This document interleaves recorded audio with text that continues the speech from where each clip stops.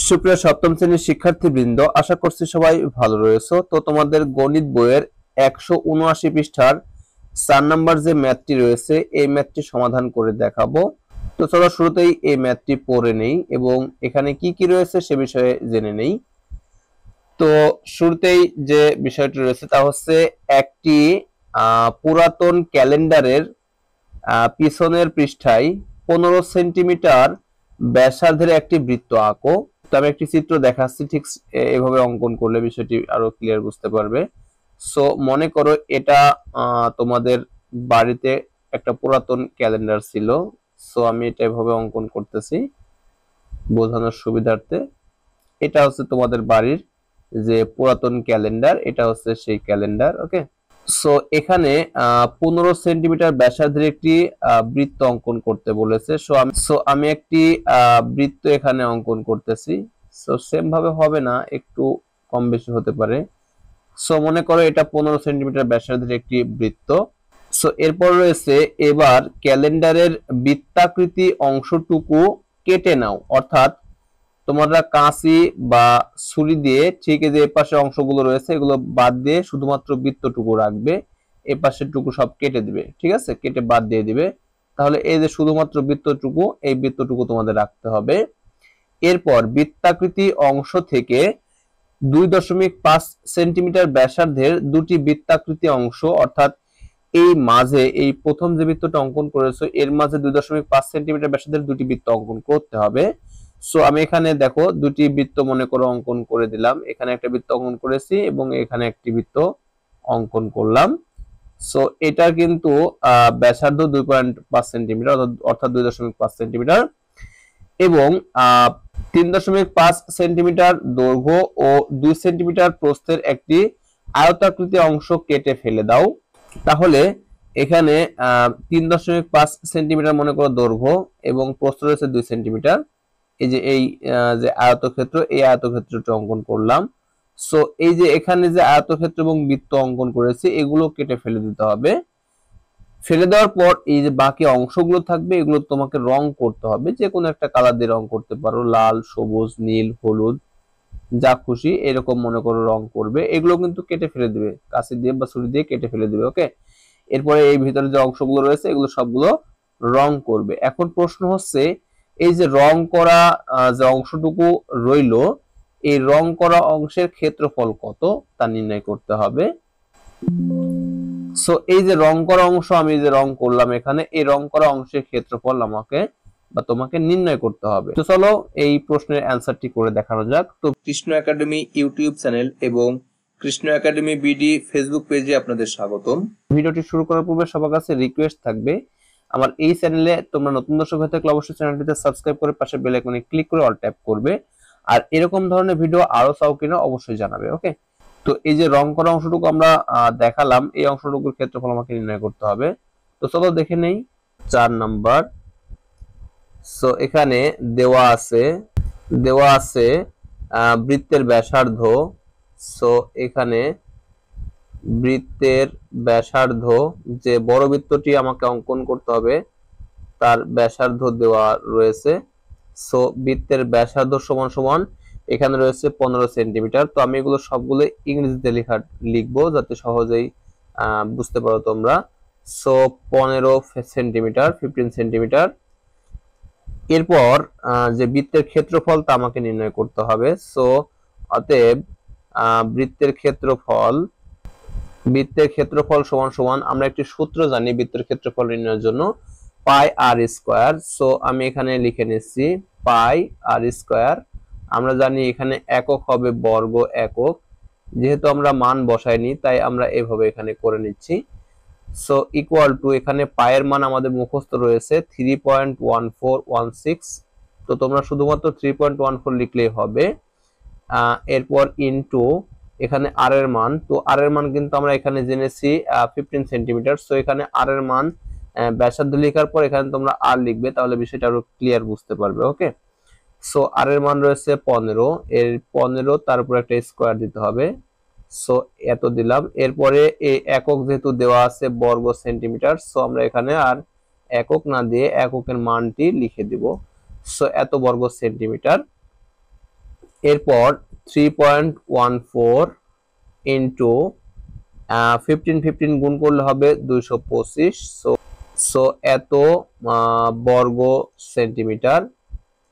এই দুটা গুণ করলে ভ্যালু হবে 706.5 বর্গ সেন্টিমিটার। সো আমরা যে বড় বৃত্তটি অঙ্কন করেছি ক্যালেন্ডারে, তার ক্ষেত্রফল হচ্ছে 706.5 বর্গ সেন্টিমিটার।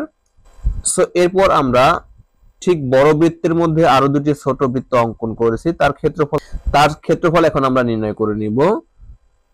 সো এখানে আবার 2.5 সেন্টিমিটার ব্যাসার্ধের বৃত্তদ্বয়ের ক্ষেত্রফল, যেহেতু দুটি বৃত্ত অঙ্কন করতে হবে, সো এখানে বৃত্তদ্বয়ের ক্ষেত্রফল, যেহেতু এখানে দুটি বৃত্ত অঙ্কন করতে হবে, তাই আমরা এখানে লিখব 2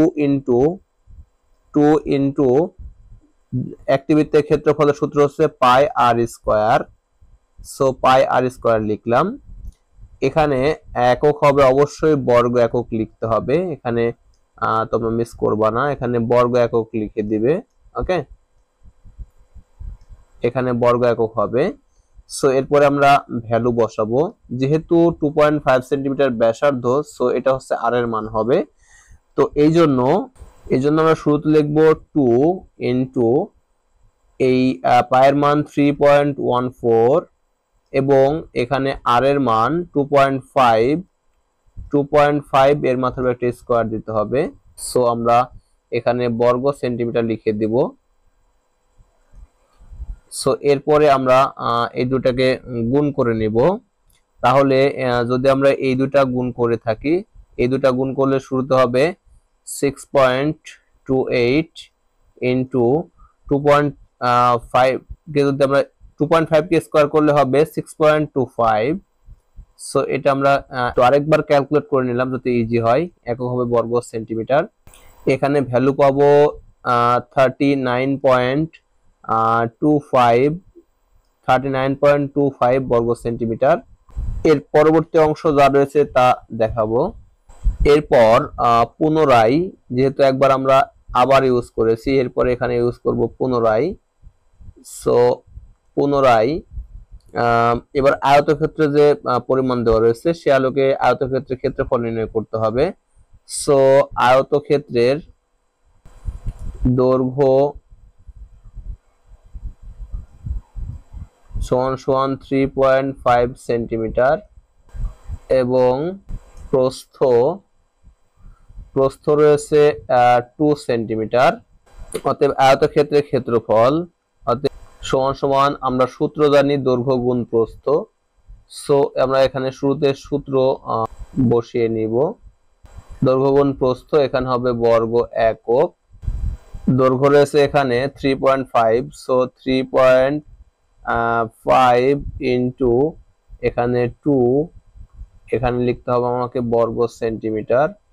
সো আমরা এখানে যদি ক্যালকুলেশন করি তাহলে এখানে পাবো আমরা 7 বর্গ সেন্টিমিটার। এরপর যে দুটা ক্ষেত্রফল পেলাম আমরা ছোট দুটা বৃত্তের এবং এই আয়তক্ষেত্রে, দুটা ক্ষেত্রফল আমাদের যোগ করতে হবে। অতএব দুটি বৃত্ত ও আয়তক্ষেত্রের ক্ষেত্রফল সমান এই দুটো আমাদের যোগ করতে হবে। সো আমরা এখানে যোগ করে নিচ্ছি 39.25 প্লাস 7, এই দুটো হচ্ছে বর্গ সেন্টিমিটার, কারণ এটা ক্ষেত্রফল, দ্যাটস আমাদের বর্গ সেন্টিমিটার লিখতে হবে।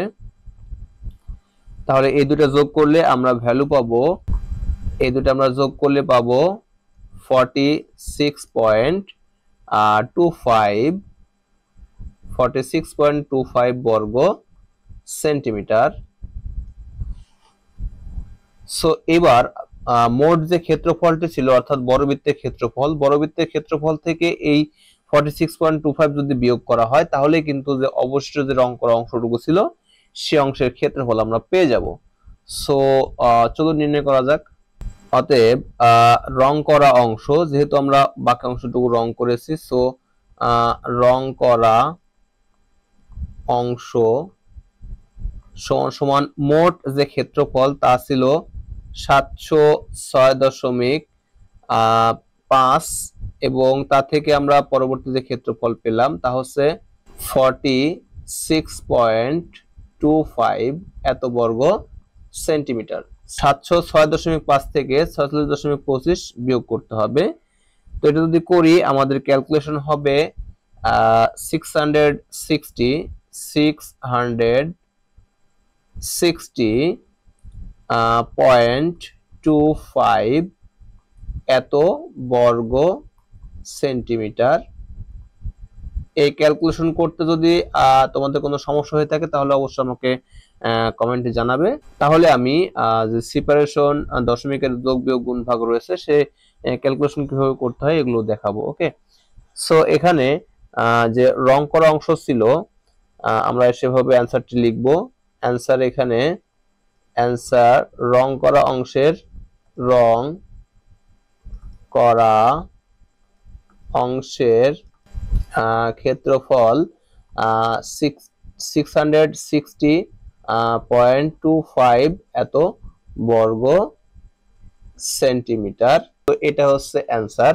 তো আশা করছি সম্পূর্ণ অঙ্ক তোমরা বুঝতে পেরেছো। তো ভিডিওটি প্রথম থেকে শেষ পর্যন্ত দেখার জন্য অসংখ্য ধন্যবাদ। Thanks for watching this video. Thank you.